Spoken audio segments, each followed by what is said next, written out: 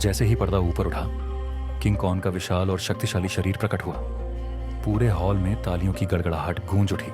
Karl ने अपने आदमियों को इशारा किया और स्विच चलाने की आवाज के साथ लोहे की जंजीरें खड़खड़ाने लगी।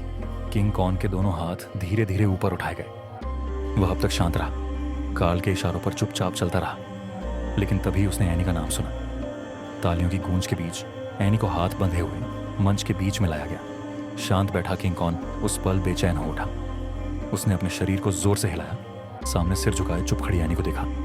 उसकी आंखों में चिंता और स्नेह भरा था। वह अपना सिर आगे बढ़ाने लगा। एनी ने धीरे धीरे सिर उठाया। अचानक किंग कॉन गुस्से से चीख उठा। यह सब कार्ल का बनाया हुआ एक नाटक था। किंग कॉन का गुस्सा बढ़ता जा रहा था। कैमरों की चमक उसकी आंखों को और भड़का रही थी, जिससे वह और भी बेचैन और क्रोधित हो गया। सामने चीखती हुई नकली एनी को देखकर उसकी छटपटाहट और बढ़ गई। दर्शक, जो अभी भी सच से अनजान थे, उत्साह में तालियां बजा रहे थे। आखिरकार किंग कॉन ने एक हाथ की जंजीर तोड़ दी। दर्शकों में अब डर फैलने लगा। उसने एक जोरदार दहाड़ मारी और डर के मारे दर्शक इधर उधर भागने लगे। मंच पर अफरा तफरी मच गई। किंग कॉन ने नकली एनी को उठा लिया। वह उछलकर बाहर की ओर भागा। जो लोग अभी तक नहीं भाग पाए थे, उन्हें उसने जोर जोर से पीटना शुरू कर दिया। लोग चीखते चिल्लाते भाग रहे थे, जैसे उनके माता पिता ने उन्हें 2 पैर कम दिए हों। बाहर भी हंगामा मच गया। दर्शकों ने अपनी सभ्य छवि को भूलकर भागना शुरू कर दिया। बिग नोज, जो किंग कॉन के सामने खड़ा था, भागा नहीं। किंग कॉन ने उसे गुस्से से घूरा और उसकी ओर दौड़ा। वह एक छलांग में दूसरी मंजिल की गैलरी पर कूदा। उसके भारी वजन से गैलरी तुरंत ढह गई। किंग कॉन धीरे धीरे आगे बढ़ा। बिग नोज डर के मारे भागा, लेकिन किंग कॉन उसके पीछे तेजी से दूसरी मंजिल पर चढ़ गया। जैसे ही वह उसे पकड़ने वाला था, बिग नोज सीढ़ियों में छिप गया। किंग कॉन ने उसे जोर से टक्कर मारी। तभी एक कार उससे टकराई, फिर एक और। सड़क पर और गाड़ियां हो इस विशाल प्राणी की वजह से आपस में भिड़ने लगी। जल्द ही सड़कों पर भी अफरा तफरी मच गई। भीड़ की चीखें सुनकर किंग कॉन और चिढ़ गया। वह सड़कों पर घूमता रहा और गाड़ियों को तोड़ता गया। अचानक उसकी नजर भीड़ में एक सुनहरे बालों वाली लड़की पर पड़ी। उसने उसे उठाकर अपनी आंखों के सामने लाया और ध्यान से देखा, लेकिन यह उसकी प्यारी एनी नहीं थी। उसने उसे एक तरफ फेंक दिया और भीड़ में फिर से अपनी एनी को ढूंढने लगा। जल्द ही उसने एक और सुनहरे बालों वाली लड़की देखी, लेकिन वह भी उसकी एनी नहीं थी। उसका गुस्सा और बढ़ गया। बार बार की निराशा के बाद उसने अपना सारा गुस्सा एक बस पर उतार दिया। बस में अभी भी कई लोग थे और ऐसा लग रहा था कि वे किंग कॉन के गुस्से का शिकार बनने वाले हैं। तभी बिग नोज अपनी कार लेकर किंग कॉन के सामने आ गया। उसने तुरंत किंग कॉन का ध्यान खींच लिया। किंग कॉन ने बस को धीरे से नीचे रखा और बिग नोज की ओर दौड़ा। बिग नोज ने तेजी से कार को पीछे लिया।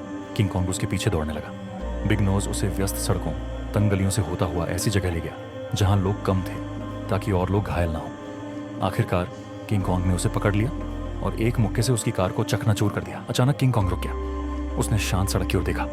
एक आकृति धीरे धीरे सामने आई। उसकी खूबसूरत छवि एनी जैसी थी। जैसे जैसे वह पास आई, किंग कॉन्ग ने उसे स्पष्ट देखा। यह वही एनी थी जिसे वह दिन रात याद करता था। दोनों एक दूसरे के करीब आए और रुक गए। एनी ने उसे देखा और वह भी एनी को देखता रहा। समय जैसे उस पल ठहर गया। एनी ने उसका शरीर छुआ।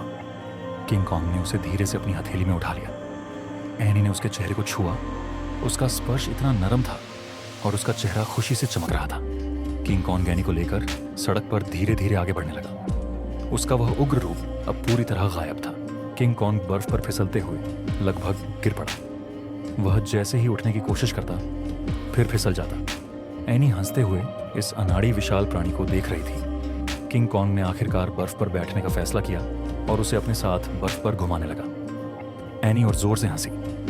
ये वही पहला मौका था जब स्कल आइलैंड से लौटने के बाद वो इतना खुश था। वे बर्फ पर घूमते रहे जैसे कोई नृत्य कर रहे हों। किंग कॉन्ग को भी ये खेल बहुत पसंद आ रहा था। वे इस खूबसूरत पल में पूरी तरह खो गए, जैसे आसपास की दुनिया गायब हो गई। लेकिन तभी एक बम बर्फ पर गिरा और किंग कॉन्ग को उड़ा दिया। किंग कॉन्ग तेजी से आगे बढ़ा और एनी को लेकर सड़क पर भागा। पीछे से गोलियां उसका पीछा कर रही थीं। उसने एक कार को अपने पैर से कुचल दिया और इमारत की लोहे की सीढ़ियों से छत पर चढ़ गया। वो छत से दूसरी छत पर कूदा। नीचे से तोपों के गोले उसकी ओर आ रहे थे, लेकिन वह चतुराई से उन्हें चकमा देता रहा। वह एनी को कसकर पकड़े हुए था और एम्पायर स्टेट बिल्डिंग की ओर बढ़ रहा था। उसने बिल्डिंग की दीवार पर चढ़ना शुरू किया और जल्द ही वह सबसे ऊपर पहुंच गया। दूर उगते सूरज को देखकर ऐसा लग रहा था जैसे वे फिर से स्कल आइलैंड की उस खूबसूरत रात में लौट आए हों। एनी ने उस रात की तरह ही कुछ शब्द कहे। जैसे ही दोनों उस खूबसूरत याद में खो गए, तभी लड़ाकू विमानों की गड़गड़ाहट ने उन्हें चौंका दिया। कई लड़ाकू विमान उनके सामने से गुजरे और इमारत के चारों ओर चक्कर लगाने लगे। साफ था कि वे किंग कॉन्ग के लिए आए थे। एनी के चेहरे पर चिंता छा गई। किंग कॉन्ग ने एनी को अपनी हथेली से नीचे उतारा और विमानों की ओर दहाड़ने लगा।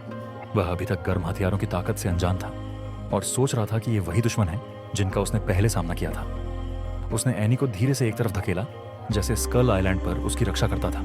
कई विमान एक साथ उसकी ओर झपटे। किंग कॉन्ग ने दीवार पर और ऊपर चढ़ना शुरू किया, जैसे वह सबसे ऊंचे स्थान पर जाकर विमानों से मुकाबला करना चाहता हो। विमान अब उसके और करीब आ गए थे। पहले विमान ने किंग कॉन्ग पर गोली चलाई। गोलियां उसे लगीं और वह दर्द से लगभग नीचे गिर गया। दूसरा विमान भी उस पर गोली चलाने लगा। किंग कॉन्ग ने चतुराई से गोलियों को चकमा दिया और तेजी से एम्पायर स्टेट बिल्डिंग के सबसे ऊपरी हिस्से पर पहुंच गया। उसने वहां का एंटीना तोड़ लिया, खड़ा हुआ और अपनी छाती पीटने लगा। वह गुस्से से चीख रहा था। विमान हवा में चक्कर काटकर अगले हमले की तैयारी कर रहे थे। किंग कॉन्ग भी लड़ाई के लिए तैयार था। एनी को किंग कॉन्ग की चिंता सताने लगी। वह सीढ़ियों से छत की ओर चढ़ने लगी। तभी विमान फिर से लौट आए और दूसरा हमला शुरू हो गया। किंग कॉन्ग बिना डरे इस बल का सामना कर रहा था। गोलियां उसकी छाती पर लगी। उसने अपनी चोट से बहते खून को छुआ और उसे अपने दुश्मन की ताकत का एहसास हुआ। वह ऊपर उड़ते लोहे के यंत्रों को पकड़ने की कोशिश कर रहा था, लेकिन विमान बहुत तेज थे और उसकी पहुंच से दूर। यह कोशिश बेकार थी। कई बार कोशिश करने के बाद भी वह नाकाम रहा। अब वह विमानों की गोलियों की रेंज में था और उसके पास छिपने की कोई जगह नहीं थी। उसने अपने सिर को बचाने के लिए अपनी बाहों का सहारा लिया। गोलियां उसके शरीर पर लग रही।